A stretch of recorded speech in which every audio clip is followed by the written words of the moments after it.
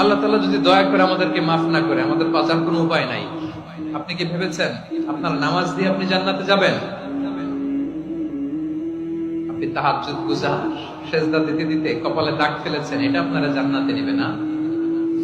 আপনি এলাকার সবচেয়ে বড় হাতেম তাই দানশীল, এই দানের ভরসায় বসে আছেন। কশিন কালো কথা, আমাদের নামাজ, আমাদের রোজা, আমাদের ইবাদত, এগুলোকে মিজানের পাল্লায় উঠালে কোনো ওজনই হবে না। তবে আমাদের একটা কৌশল জানা আছে, আমরা আল্লাহর রহমতের ভিখারি। আমরা সেদিন আগেই গুনার স্বীকৃতি দিয়ে দেব।